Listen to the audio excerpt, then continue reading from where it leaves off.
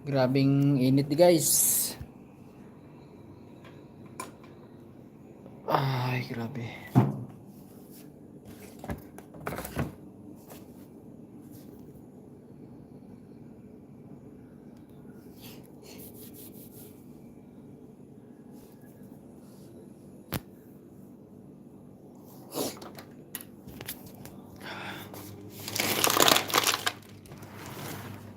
Ari ko bumili sa flower shop.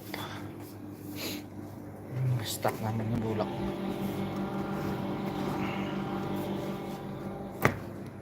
Mga chocolate. Grabe subong ang init sa Doha. Tagiktik ang init oh.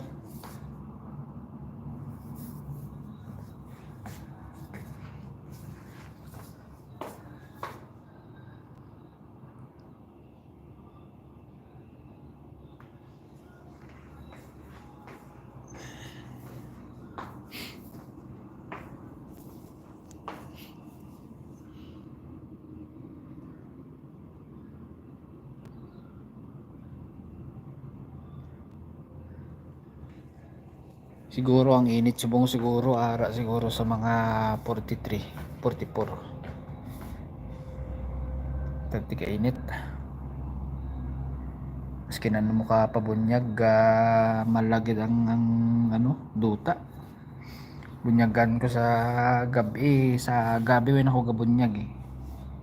Hapon lang. Grabe oh. Petikado. Petika init.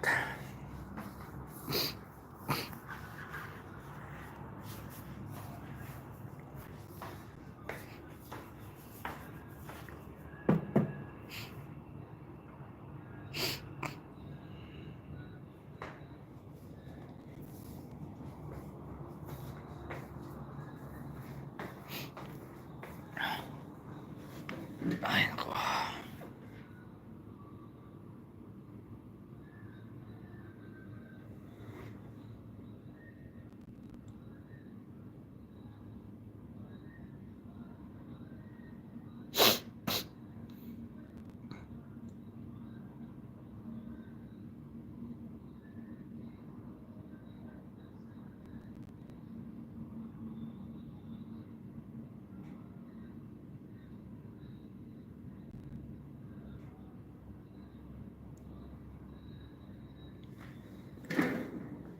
It's very hot now in Qatar. I think the Qatar now too much hot.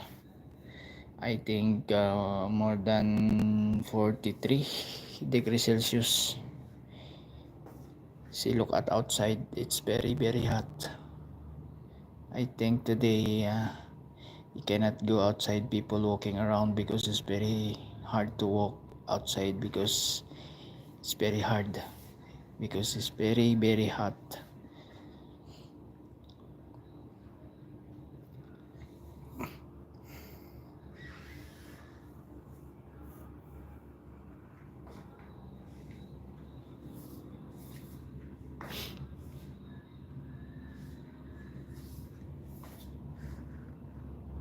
Oh,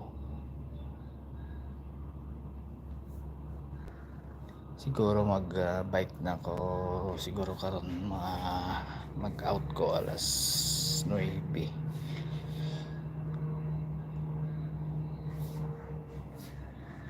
I think this road is straight going to Doha because yesterday night I'm going to Doha, but I'm not exactly point on the city of Doha because I only first trying to bike in that road, you see, going there straight because there is one person I asked. I said this road is going to Doha. He said yes, you going Alatul straight, then this one going to Doha. So I tried for the first time I think a few weeks ago. That the time, I think night 10 o'clock I going to Doha, but I'm failed to exactly going to Doha because it's very far. But I think because that way is exactly in Doha.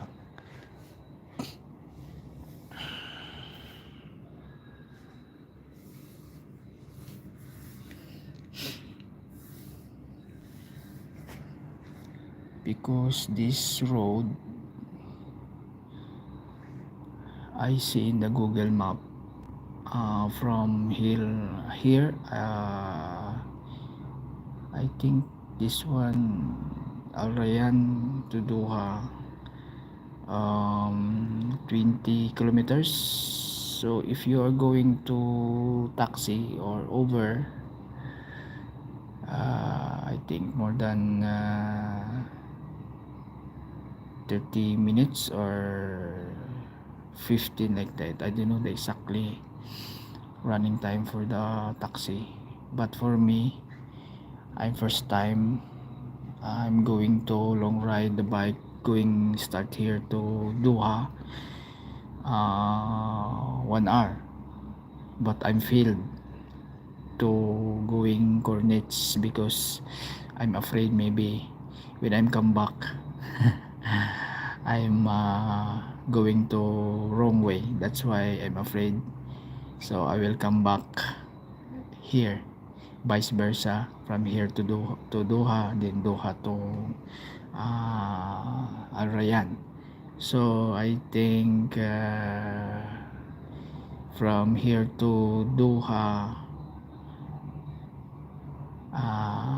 correct me if I'm wrong, maybe for the bike, not for the car, because I'm using bicycle. I think more than uh, 1 hour, more than 1 hour, because I'm not very fast riding with my bike. I'm only biking for relax, not quickly sura-sura. I mean like that. I'm slowly biking, so I think more than 1.5 hour going to Doha. So when I come back also 1/2, I mean I think same like that. So total 3 hours. So 3 hours because